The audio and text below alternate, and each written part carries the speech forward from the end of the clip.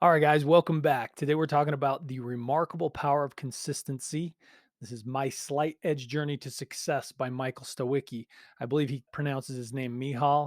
He lives in Poland, but he makes a point in this book to say that we often pay a ton of attention to those miraculous stories, right? The person that overcame some crazy adversity, cancer, lost an appendage, got in a car wreck, lost valuable members of their team or family members or something, right? Accidents.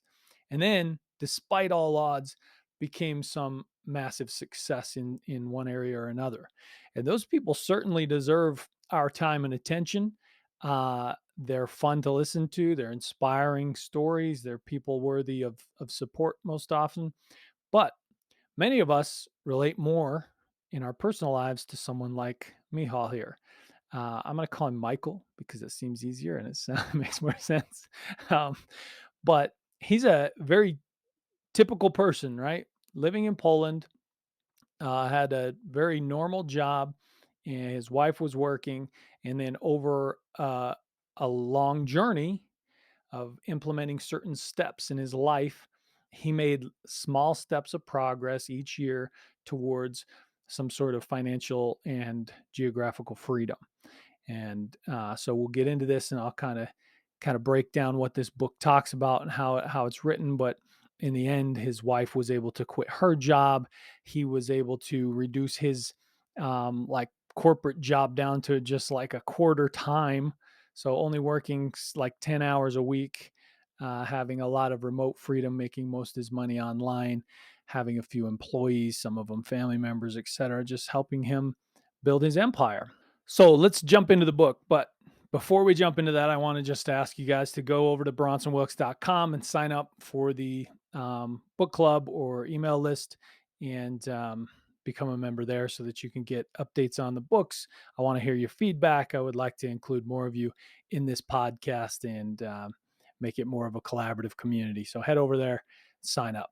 So in the book, he basically starts out by saying, there's basically 10,000 average Joes for every single wild success story that we frequently pay attention to, right? And he's not one of them. He doesn't have any dramatic, crazy stories. But what he did do is read a book called The Slight Edge, which he says no less than 100 times in this book that he read The Slight Edge. And that changed his life. And so when he read The Slight Edge, he started an annual report on that anniversary of the year he read that book. And The Slight Edge, I've never read it, but essentially it's like a roadmap. Take these, categories of your life, your finances, your relationship, your spirituality, etc., and make some goals, and then update those goals every year. And he writes out his what he calls Slight Edge report annually, and that's the majority of the book. Actually, his Slight Edge reports. So the whole middle section of the book is not an exhilarating read, but I don't think the book was intended to be that way. It's intended to be, look, this is my year one, year two, year three, all the way up to I think year eight, and it kind of demonstrates his progress that he made by implementing small, simple steps into his life, right? So he says, I started writing my annual The Slight Edge progress reports in 2014. I began this practice for a few reasons, but the foremost was to lead by example. I experienced that the Slight Edge philosophy was indeed an answer for this average Joe's struggle with pursuing success. Slow and steady wins the race. Success is a few simple disciplines. Do small things consistently, and success is unavoidable. On the other page here, he says, success is a process, not a destination. You must enjoy the process to at least a certain degree, or you will not achieve success. You may achieve a specific goal, but at what price? If you don't enjoy the process, you will be miserable for 99.99% of the time. You will get a quick pang of triumph at the end, and that will be your whole reward. So I just had a post on Instagram maybe 2 days ago that essentially highlighted that point. Like, you can find a path that stimulates you regularly and brings joy to your life and excitement, and the money may be a little bit irrelevant, or whatever the reward is. Or you can find a path that's really difficult that you really hate, but the end result is super rewarding.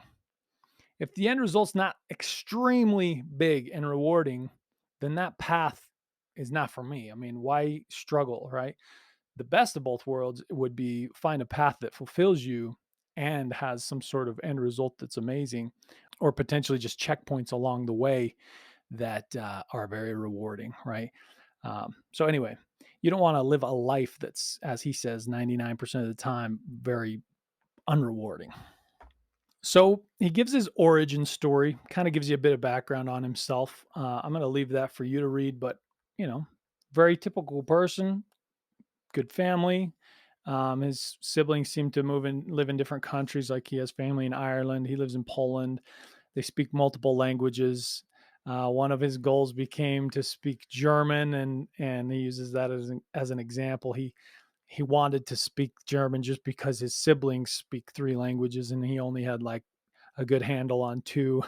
And but it wasn't joyful for him. It wasn't something he actually wanted. It was sort of a like a goal out of peer pressure or something, and quickly found out that that's not something that he could do over the long term, nor was it something he truly wanted down deep. And so that was a goal that he started and eventually got rid of, as an example of you want these goals to be a part of your lifestyle that bring you joy, that are things that you truly want. So even on the, the bad days where it feels like more of a grind, you're still willing to put in the effort because you can remember that, oh yeah, I want to be in this place one day.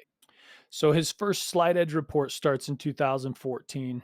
He says, exactly 2 years ago, 10th of August, 2012, I read The Slide Edge by Jeff Olson. And that's what started this report off. And so he talks about a variety of areas, right? The frustrations. A year ago, I was here. He has this chart that he talks about, like, this is the exponential growth or decline of a person's life depending on the decisions you make daily and accumulate those successes or failures, right? So your health will rapidly decline, your finances will rapidly decline over time if you continue to make poor decisions versus, invest your money and keep your brain and your body well and all these things, and things will exponentially get better for you broadly in life. So he gives you a base place for where he was starting out. Like his finances were not in great shape. It sounds like he was decent with his money. Like they were trying to um, buy most things cash except for their house. And they're trying to pay their mortgage down. A bit of a kind of a Dave Ramsey esque lifestyle, not necessarily because he was a Ramsey follower, but just that's sort of how they live their lives. And it was difficult for them to save. They could barely save any money each year, despite having two full time incomes from him and his wife. They had a small, like 1,000 square foot condo that they owned, and that pretty much sucked all their money. And so he wanted, of course, to creep out of this hole because any emergency expense would kind of ruin him. And so that's where he's starting.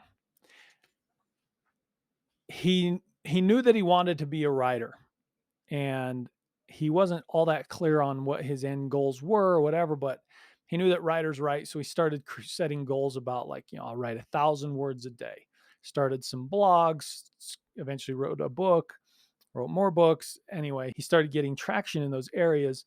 And eventually, I mean, I think this is his 14th book. And in the end of the book, he mentions that he's now written 18 books. So he knew he wanted to be a writer. He started writing, and that has accumulated into some success. None of his books are like huge hits. None of them are known globally, but because he found ways to advertise them in like Amazon and things like that, he has had a couple of bestsellers in their categories. And so he's become successful in that way, but not in the exact way that you would think an author would be successful. So I'm actually going to jump to some things that he says in 2017. So this is, a few years into his journey. He says the fundament of those successes wasn't goal setting, it was merely showing up. The same happened with my speed reading practice. I broke down an intensive 2 hour a day program into 10-minute practices. In less than 2 years, I was done with it. I ran out of material and techniques to practice, so I decided to maintain speed reading practice by reading as fast as possible for 10 minutes a day. I haven't done anything more for 20 months or so. A few months ago, I decided to check my speed reading on a paperback.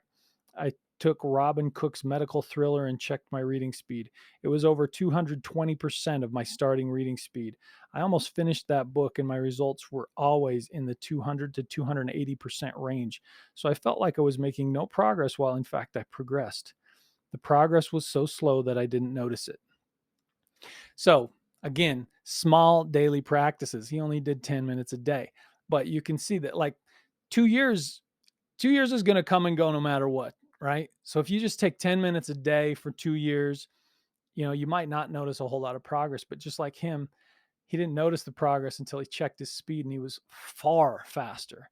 And that is a perfect example of what daily habits will do for your life, right? So many people say, "Oh, I wish I would have learned the piano." I'm like, "You're only 55. Start practicing daily. You still have a lot of years to enjoy your piano, right? Uh, anything. You can start today and learn anything, and over the years you'll accumulate an incredible amount of success. Okay, so I'm actually going to skip again all the way to 2019. This is his seventh year report. And so he's been making slow progress. He's been selling books on Amazon. He learned how to do ads and actually run those ads for other authors and what he calls resurrect books. So people that published a book, made a few sales, and their sales have died out, they can come to him, and he has this strategy to help, like with the advertising, to resurrect these books and get sales again. And so that area of his business actually took off, and he started making pretty good money to the point where his wife was able to quit her job. He was down to like half time at work. He was making more money on his side hustle than at work, and he had a lot of freedom at that point. And so he actually, in the middle of the day, had to go somewhere with his wife. They end up taking a side journey, and this is kind of how it went. He says, palace trip. One day in May, it was Tuesday, I drove with my wife to a palace 30 miles away to scrap her old car. In the same location, there was a palace complex from the 18th century, so we went sightseeing. We approached the palace around noon. A couple of school trips were just finishing their tour. The palace was amazing. It screamed prosperity. Nope, it screamed luxury. In the middle of our tour, I realized we were the only guests in the palace. After visiting the palace complex, we went for a walk in the palace park. In the early Tuesday afternoon, we were the only people there. Then the realization hit me. I had made it. When I started my transformation in 2012, one of my prime motivations was to get rid of the shackles of the corporate world. As a cog in the corporate machine, I wasn't a master of my own time nor my destiny. Every single workday, 9 to 5, I had been away from my family. Every day, I had been doing things I had no great interest in. I was living to make a living, right? Kind of hit him like he just had this side journey where him and his wife got to go spend a day having fun as tourists together, building up their relationship, spending quality time together, doing things that are fun and entertaining in the middle of a day that for most people is a work day. And for him, just a couple years earlier, was a normal 9 to 5 work day. And here he is making it because of these simple habits that he's implemented daily.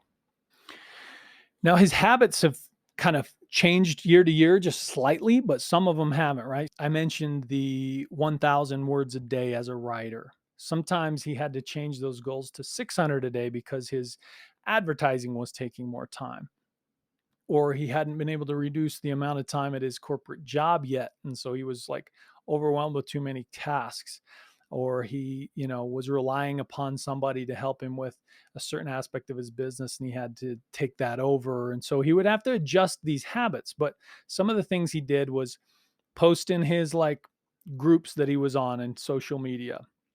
He's a big fan of Quora, which is a platform where people can ask and answer questions. And so he has like millions of comments and likes and things on his Quora responses.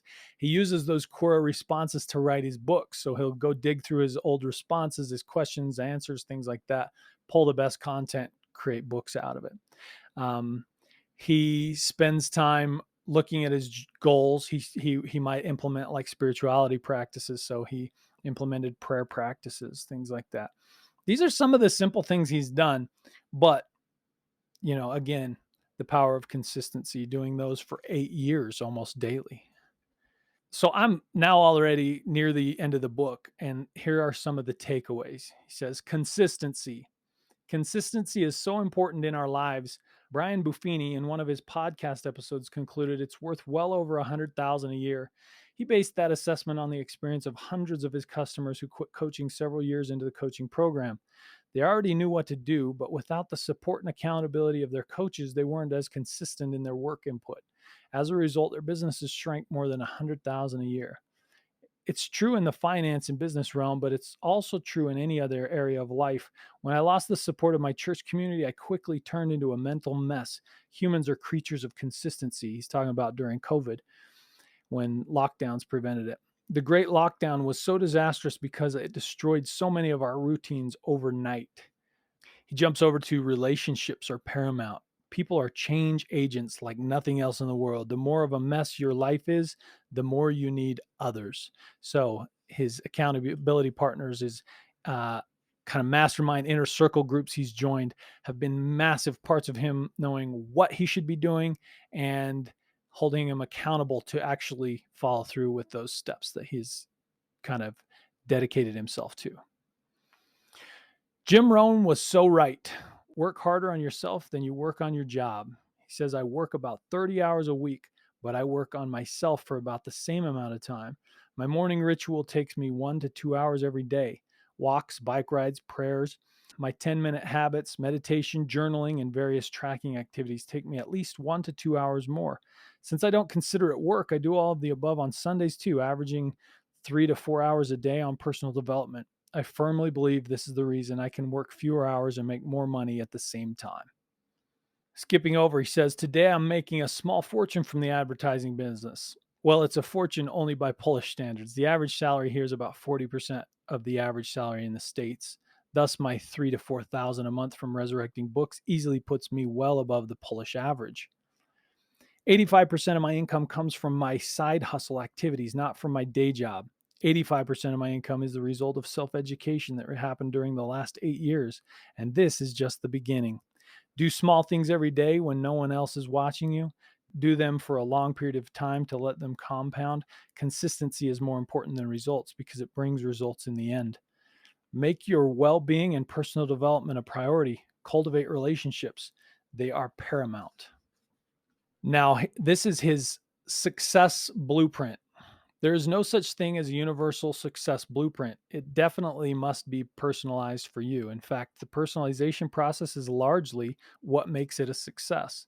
I don't have your talents. You don't have mine. In order to succeed, you need to employ your own talents.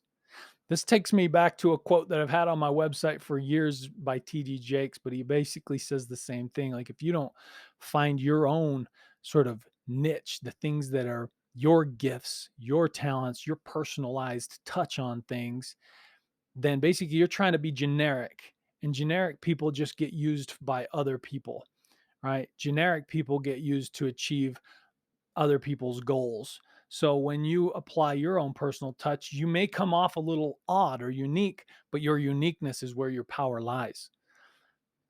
So next thing here, he says, make personal development a part of your own personal philosophy and your life. Keep going. Track and adjust when necessary. Does it sound overly simplistic? Your way to success, at least at the level of daily actions, must be simple. Otherwise, you will quickly get overwhelmed, stumble, and give up. Or simply fail once, then twice, struggle for a while, and give up. Giving up is one thing you need to avoid at all costs. This success blueprint gives no guarantees you will succeed, but giving up is a 100% guarantee you will fail. You cannot win if you stop trying. Simplicity is your secret weapon.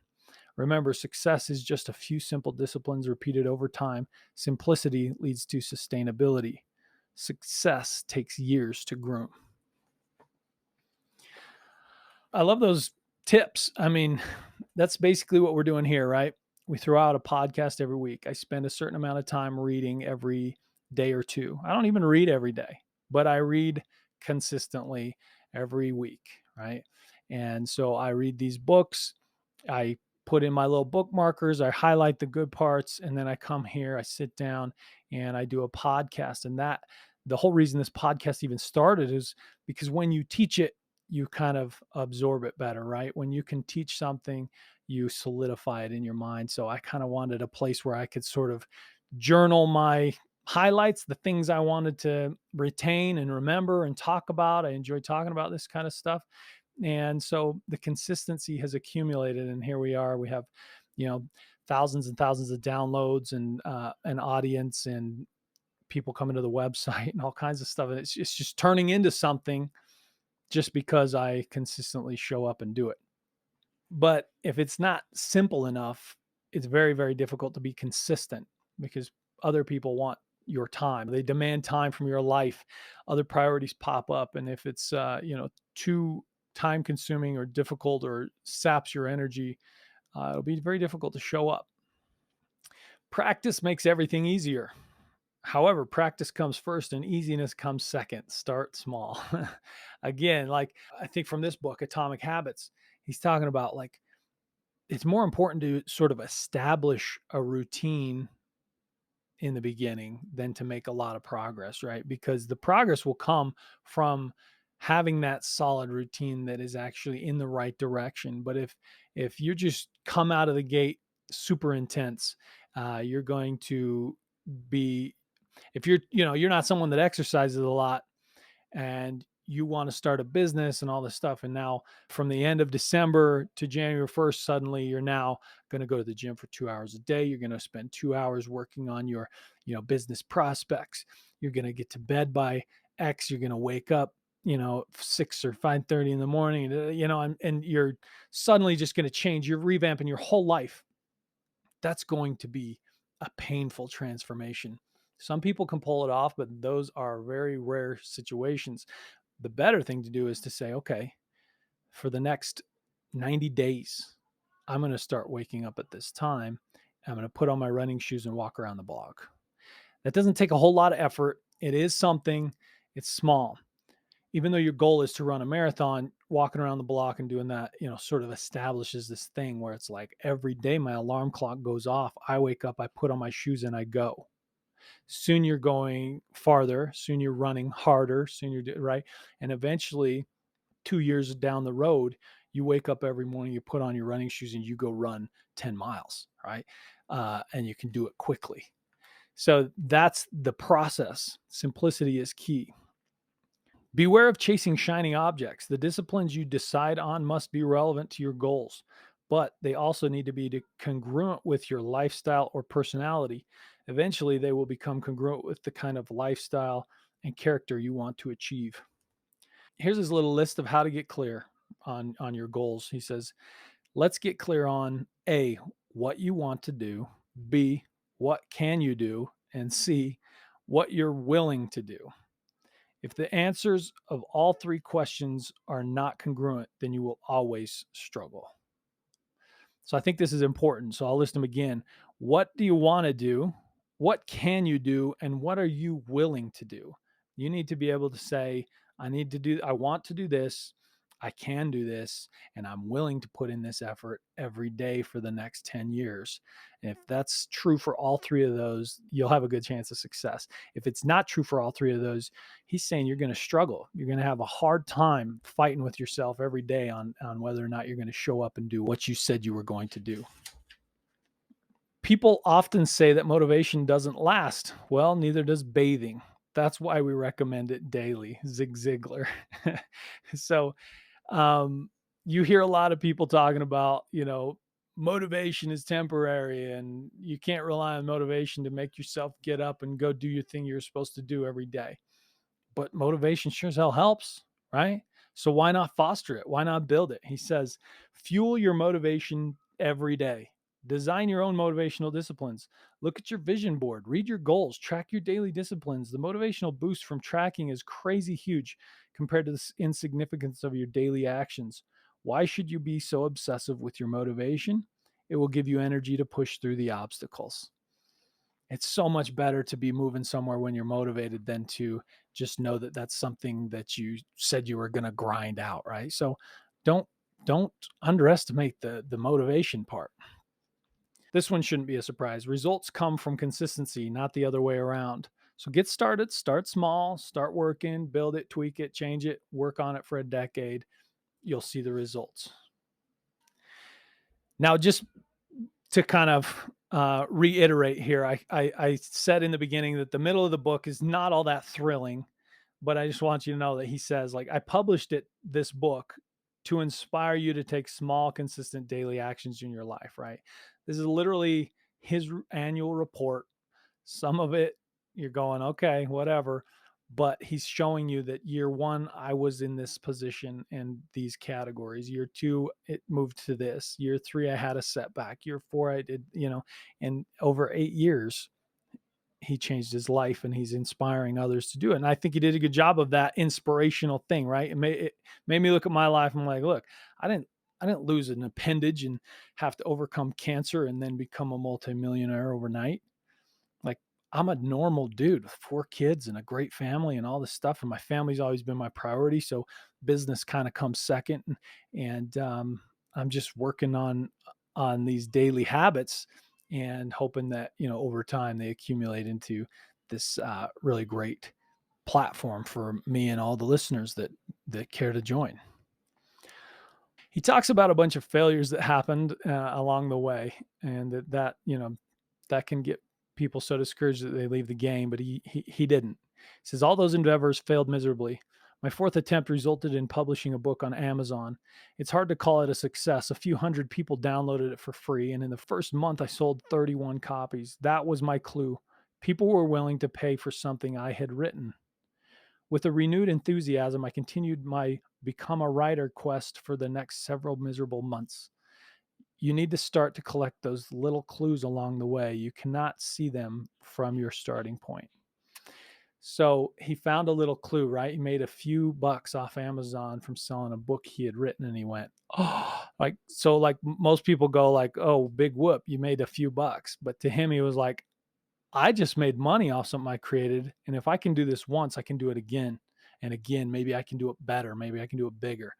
And that's how a lot of successful people are. Like Steve Harvey has a story where I don't remember exactly how it happened. He got like lost a bet or something. And he had to go do a stand-up comedy. That was like the thing, and he won, and he won $50, and he loved doing it so much and got paid for it that he was like, $50. He essentially gave up everything in his life to go pursue that, and he got such a kick out of holding an audience in his hand and doing that whole thing that he had to live in his car. He was homeless for some time, but he started gaining momentum, getting better, getting some notoriety. And of course, Steve Harvey's doing great. He's been the host of many shows and various things that, make him millions and millions of dollars. And he and his family get to enjoy a different lifestyle because he pursued it. But that $50 is what was his clue. He went, oh my gosh, I can get paid by this.